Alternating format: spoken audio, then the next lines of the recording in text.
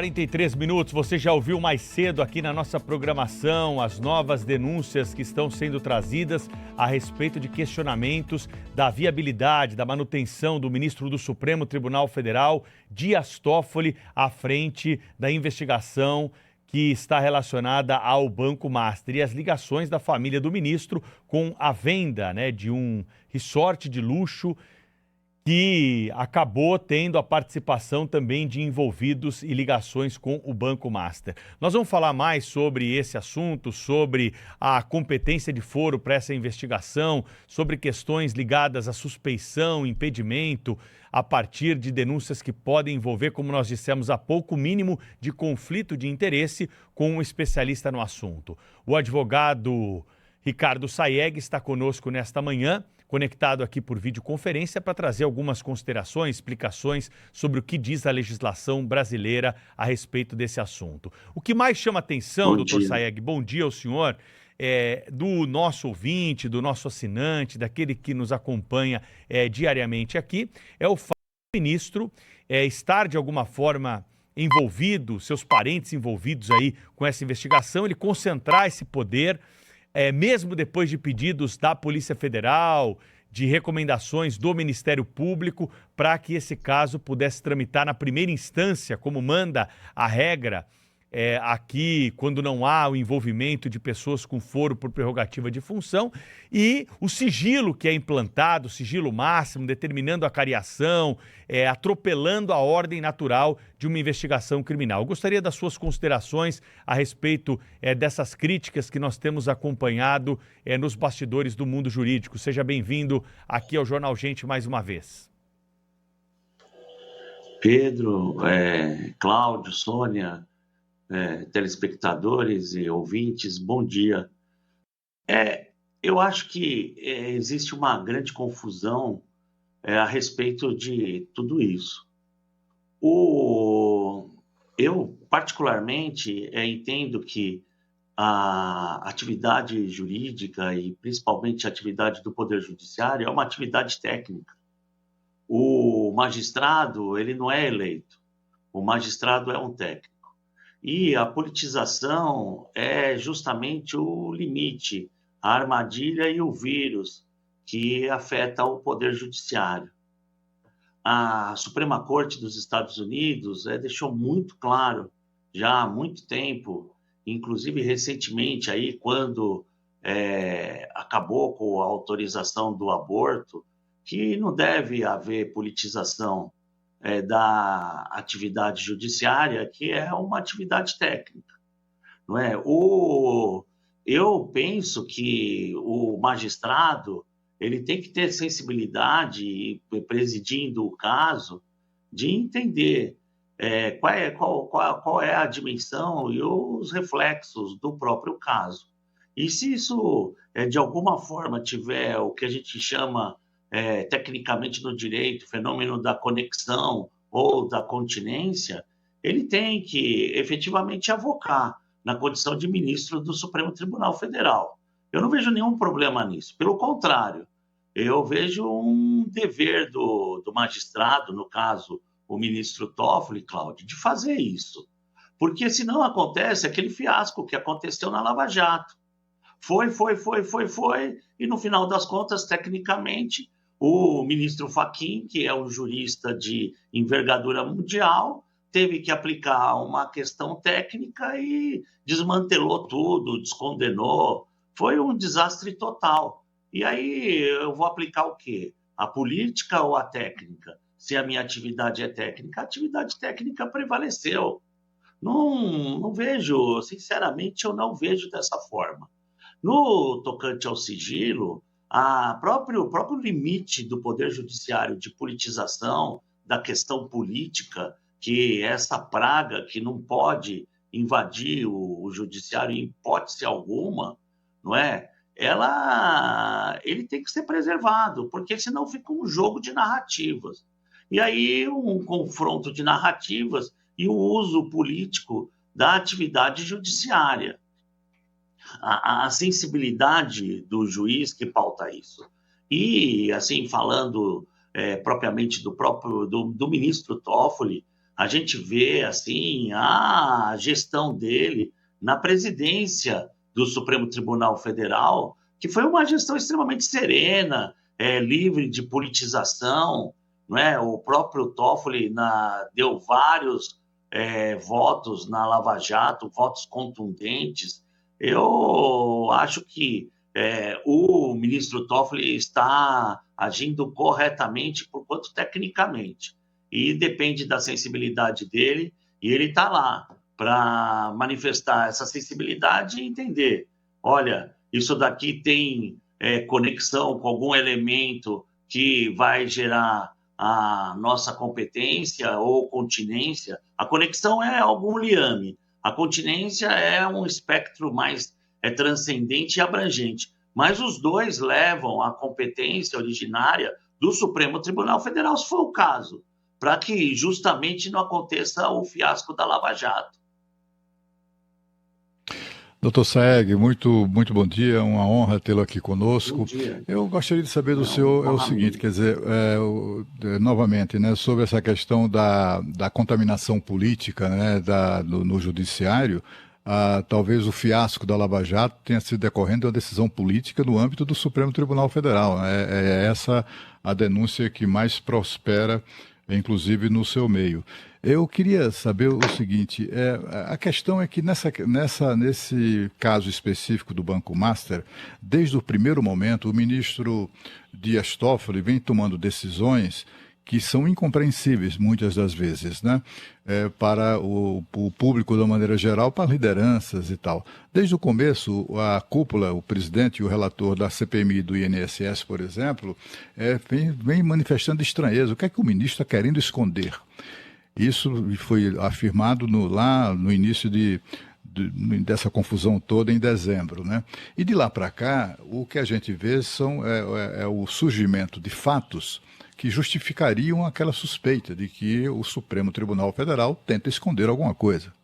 Sobretudo quando se estabelece um sigilo máximo, que não se pode nem sequer conhecer a identidade dos advogados que atuam no caso, né? E agora, o que a gente está assistindo é a imprensa fazendo o papel que antes já foi feito, por exemplo, pela Procuradoria-Geral da República. Aliás, fariam muito melhor como titulares da PGR, a jornalista Malu Gaspar, do Globo, ou o jornalista do repórter do Estadão, que esteve ontem na casa do irmão, casa modestíssima, do irmão do ministro Toffoli, ou os jornalistas que foram lá fazer jornalismo e apuraram não, né? Ouviram lá dos funcionários do resort que é a convicção de que o resort pertence ao ministro. Enfim, é tudo muito estranho. O que mais espanta também é a falta de explicações, doutor Saeg. O Poder Judiciário, os ministros do Supremo Tribunal Federal se sentem dispensados de oferecer explicações minimamente convincentes à opinião pública. O senhor não acha que falta isso, falta uma clareza, transparência, que é tão necessário num caso, sobretudo como esse, né, que envolve interesse público de fato? Então, querido, é exatamente isso. Não é? No tocante à atividade do Congresso Nacional, que tem as CPIs, que a eles cabe também constitucionalmente essa investigação, não é? Eu lembro, na época de 2006, exatamente naqueles idos lá, quando houve a CPI do Mensalão, enfim, do Banestado e tudo mais, das sessões reservadas da CPI. E a CPI tem essa condição de ter acesso a essa investigação e deve tomar as medidas constitucionais para que esse acesso seja garantido. Eu não ouvi nenhuma tentativa nesse sentido. Me parece que é muito jogo de cena. Não pode, não vai, mas não se faz, não se toma a medida devida, inclusive as sessões reservadas. Isso não foi cerceado. O que eu vi nos casos concretos é efetivamente da pessoa impetrar um habeas corpus no sentido de garantir o direito dela de permanecer em silêncio. E o silêncio não pode ser interpretado contra. É melhor ficar em silêncio do que mentir. Eu acho que um dos grandes problemas da estrutura jurídica brasileira é o perjúrio. Nós não temos essa previsão do perjúrio, e a pessoa vai lá e mente descaradamente, inclusive em autodefesa, não é? O detalhe todo é que a interpretação política do direito é uma lástima. O Kelsen, não é? E o Carl Schmitt discutiram muito na Alemanha e prevaleceu a interpretação constitucional pelo Führer e virou aquela peste do nazismo. E o Hitler teve, através de uma medida constitucional, a possibilidade de se estabelecer. E, tecnicamente, isso que era destinado ao Tribunal Constitucional passou a ser uma interpretação política. Você tem toda a razão do mundo. Eu sempre te acompanhei, não é? E vejo suas colocações.